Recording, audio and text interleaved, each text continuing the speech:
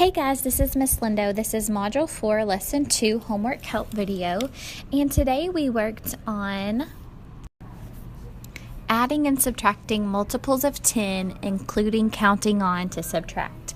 And so we've been talking about a new strategy, and you actually saw this in first grade called the arrow notation, or we like to call it the arrow way. So I'm going to give you an example of the arrow way to show you how you can solve for addition or subtraction. So here we see the arrow way strategy. And so if the problem is 46 plus 30, what we're talking to our students about is starting at 46, we're going to add 30, and we know that that's 3 groups of 10. So if we have 46 on our arrow path, we're going to go up 3 tens. So it's really for them to count up by either tens or ones, and since this is the number 30, it's just 3 tens. So 46 plus 10 equals 56. 56 plus 10 equals 66. 66 plus 10 equals 76. So it's a breakdown for them to see that 30 is broken down into 3 tens. So 46 plus 30 equals 76. And that's the arrow way strategy. You can also do that with subtraction. And yesterday we worked on the rule. And so like this rule was adding 10 each time. But with subtraction, you would do the same thing. You would do 46, and if it was a minus 30, you would do minus 30, that would be 36, minus another 10, that would be 26, minus another 10, and that would be, oh, I think I said that wrong. 46 minus 10, 36. 36 minus 10 would be 26, and 26 minus 10 would be 16. So the arrow way strategy is used for both addition and subtraction. This has been a way that some students have been able to see the problem easier, but we can also use the number bond like we did previously. So I'll show you that strategy as well. So here we have the same problem, 46 plus 30, and we can break apart this number into an easier way to add. So we can add like units.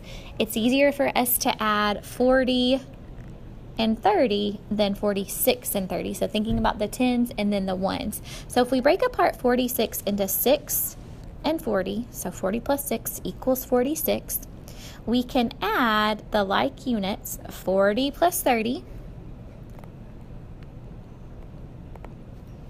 and that equals 70. And then we can take this number 70 and add it to the ones that we had. So 70 plus 6, and that equals 76. And so we know that the problem, or the answer to the problem, is 76. So that's another strategy that we talked about using today.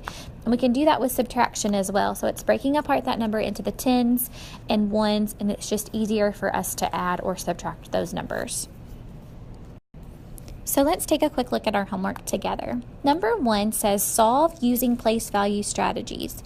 Use scrap paper to show the arrow way, that was the first strategy I showed you, or number bonds, that was the second strategy, or just mental math, just doing it in your head and record your answers. I do not have to have this scrap piece of paper. We used our whiteboards today to solve our problems, and then we just recorded our answers. Tonight, your must-do problems for this, I would like for you to go ahead and do B, because I'm going to do A with you real fast. So B, and then I would also like for you, I'm going to mark on the other side, I'm sorry, but I would like for you to do this line and this line as well.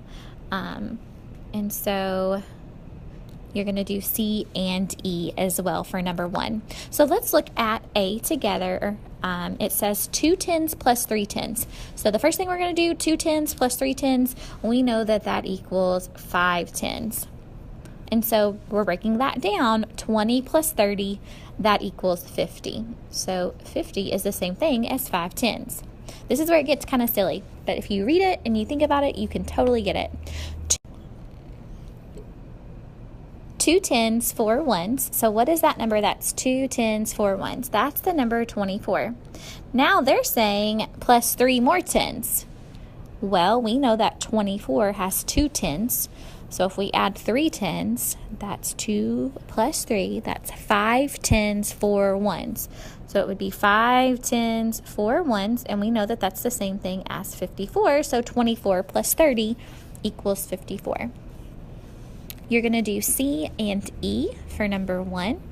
And then if you look down at number 2, The best way to solve this would be to, I would like for you to do E, D, E, and F. If you will solve each side and then go back and use your symbols to compare, that will help you. And then let's go ahead and look at the back together. So now on the back, we're focusing on subtraction. So today the students did great. I just encouraged them to use the same strategies, but this time we're thinking about taking away or counting back. So we can still use the arrow way, and we can still use number bonds or just mental math. If you can solve it in your brain, go for that. That's what our goal is ultimately for math, is to be able to use these strategies to help us solve them easier. So I would like for you to do letter A, and then I would also like for you to do D, the whole line of D. And then if you will look down at the bottom, go ahead and do B and D. We're going to do a more than or less than statement. So you're going to complete that. So for example, B says 36 more than 40 is.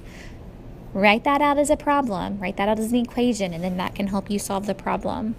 And then I would like for you to try to do the last problem down here, and make sure that we do the read, draw, write.